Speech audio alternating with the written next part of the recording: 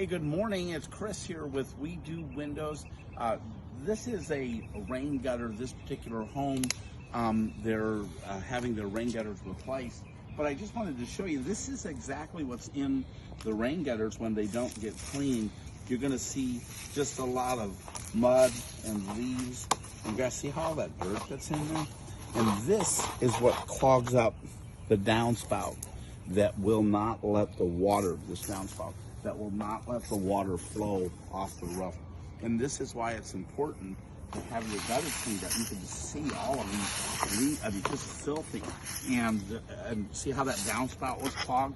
So you want to make sure that your downspouts are unclogged so that the water will flow out down your gutters. So the tip of the day is to make sure that your gutters are clean on an annual or a semi-annual basis.